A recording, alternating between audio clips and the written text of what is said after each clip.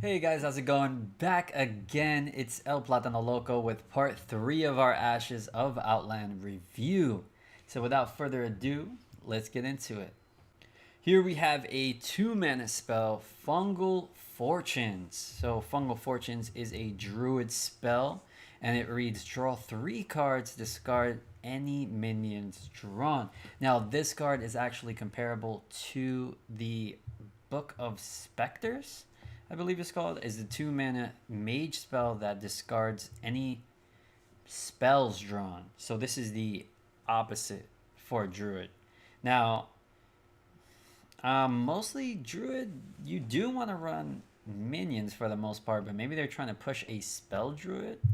Not completely sure how that will work out, but this also helps with like combo decks like Malagos Druid, or if you're trying to do like some kind of OTK and you need to cycle and you already have key pieces in your hands, then Fungal Fortunes make sense. But honestly, I don't know. Maybe there's more support for a druid for a spell. I know that for a mage, they're trying to push more so just spell mage, just how like in the past they've pushed spell hunter. But I don't know if the same could be said for druid. But maybe there could be some kind of token druid with just spells, because most of the cards, anyways, generate minions for druid. So maybe it is possible. We'll see. Fungal Fortunes, I'm going to give this a 3 out of 5. And here we have another spell, but specifically for Hunter, Scavengers Ingenuity. So Scavengers Ingenuity is a 2 mana spell for Hunter that reads draw a beast, give it +3/+3. So drawing a card, already 1 mana. +3/+3 stats, anywhere from like 1.5 to 2 mana possibly for the buff. I think that's very strong, especially since it targets specifically minions and beasts. To even keep that even more specific, this is going to be very good with the prime minion, the 2/4, even before it is in prime form or post when you shuffle in the copy into your deck. This could be a quick draw for that. So that's only one of the many implications of Ingenuity here. Scavengers Ingenuity. I think another card is also going to be good with this is going to be the Porcupine that they announced as well, which is a 3 mana 2/4 minion that deals 1 damage for each attack stat. So this adds +3/+3 to that, so it'll be an extra 3 pings. This card is actually really good. I think the fact that it's a draw and it's also a buff in one is very strong. We've seen cards with similar kind of effects where you draw the 3 mana for Paladin, where you draw your lowest value minion and then give it +2/+2, and that was really strong for a good amount of time. So I think Scavenger's Ingenuity is a pretty solid card. I'm going to give it a 3.5 out of 5 stars. Okay, so we have a 2 mana secret for Rogue. Secrets for Rogue. This is going to be really interesting because in the past, from what we've seen, Rogue secrets have been pretty bad, to say the least. But Ambush here is a 2 mana secret that reads after your opponent plays a minion, summon a 2/3 ambusher with poison. So somewhat similar to Venomous Snake Trap for Hunter, where it summons a 2/3 Cobra with poisonous. This summons a ambusher with poisonous when your opponent plays a minion, not when it attacks. So I think that this is actually going to be pretty solid for removing bigger targets. In Arena, this thing is going to be an auto pick.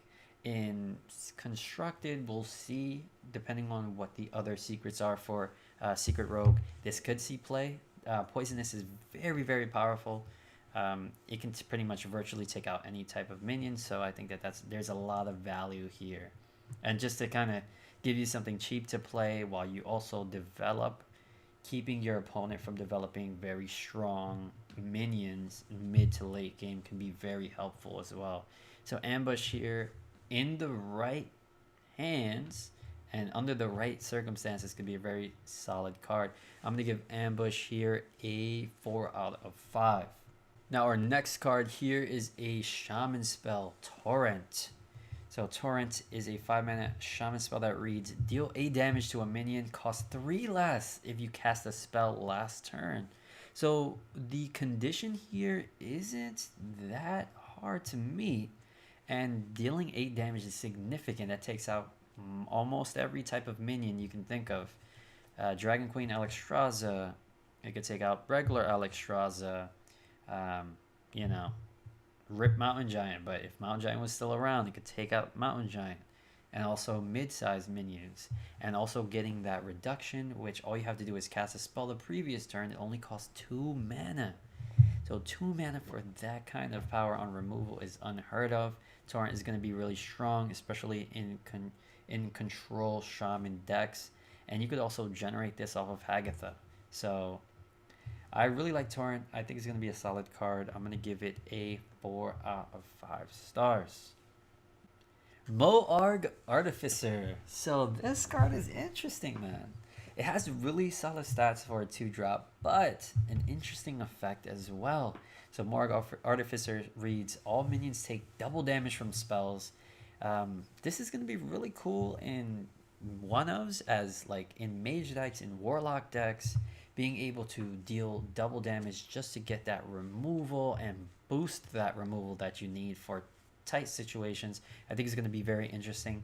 Now, if you play this, let's say in Warlock, and you just want to use it for a quick Hellfire, you're taking advantage of that doubled damage on removal on your end.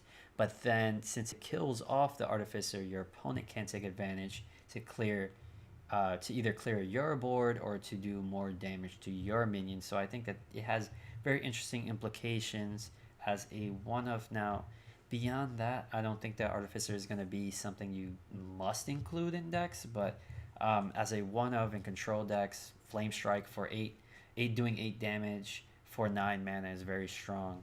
Or if you just want to do something as simple as Artificer with Arcane Explosion, that's also another very strong removal there. And we saw cards for the Demon Hunter, the Lifesteal Cleave, that deals 2 damage to 2 different minions. If you play it with Artificer, 4 damage to 2 minions for 8 lifesteal. I think that this card is going to be very interesting, and it's a neutral card, and people are going to play around with it.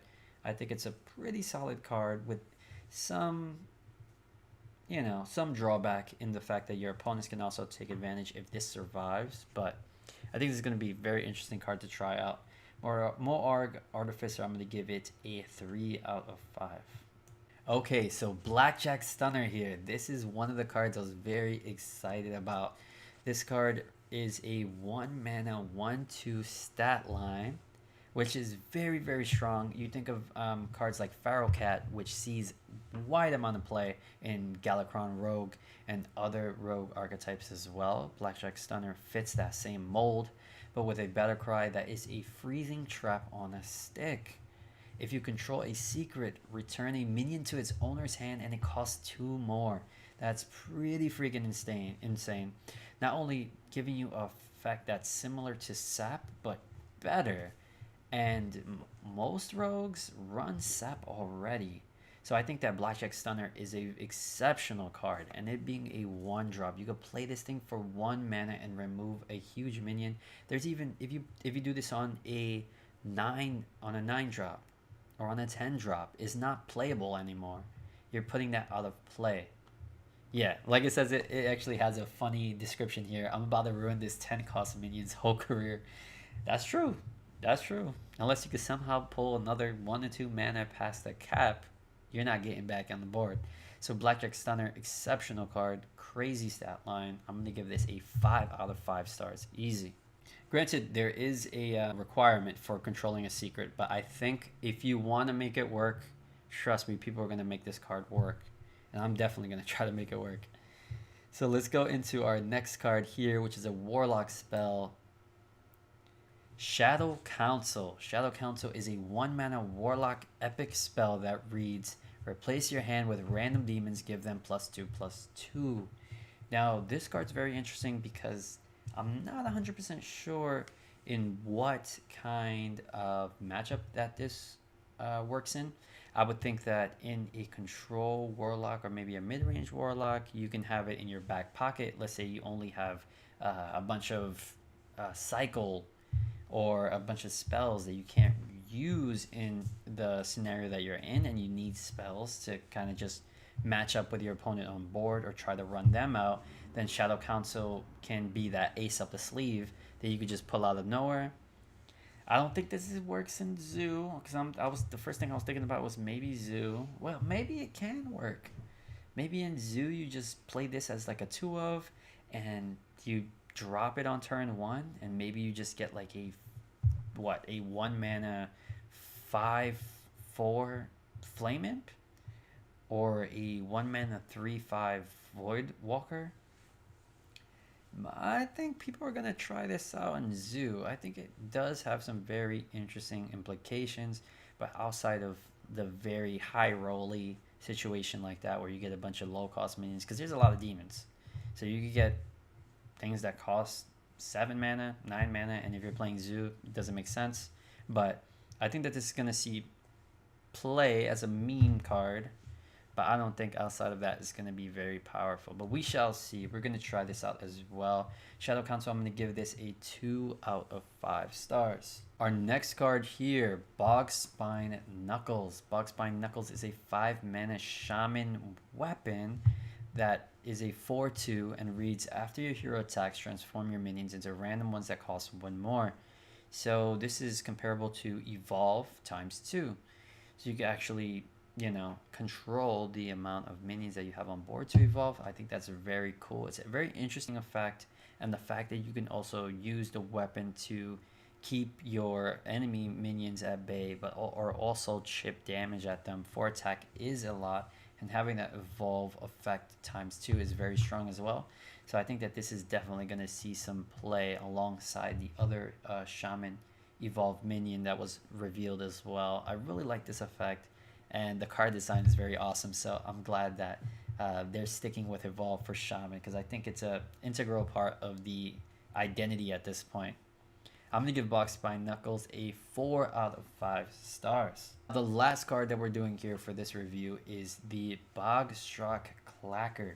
Now, what we were talking about with Knuckles earlier is a similar effect here with the Clacker. It's a 3 mana 3/3 Shaman minion that reads, Battlecry, transform adjacent minions into random ones that cost 1 more. Now, this effect, comboed in with the very solid stat line that the Clacker has here, I think is going to make this card a force to be reckoned with. Just, the fact that it's already a 3/3, and then if you're playing, let's say, a Novice Engineer on your left, and then you have a 3-drop on your right, you immediately put 3/3 stats on the board while also evolving your 2 minions. After, let's say, if they have high health, you trade them in, and you just want to kind of bank and double your value.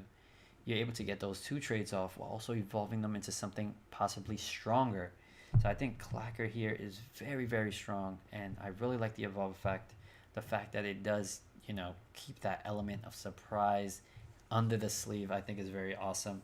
And I'm definitely going to be trying out Evolve Shaman on probably the second week. I'm going to get a lot of Demon Hunter in, but I'm going to try out this Evolve Shaman that they got working up here. I give Bog Struck Clacker a 4 out of 5 stars. So that was it for review part 3 of Ashes of Outland. This is El Platano Loco, and thanks again for checking out my video. Make sure if you liked the video to leave a like, subscribe, and turn on those post bell notifications. It really does help out with the algorithm. So I will see you in the next one. Make sure to check us out on Twitch at twitch.tv/El Platano Loco. We stream every Tuesday, Wednesday, and Sunday, but I will be seeing you guys in the next one. Peace.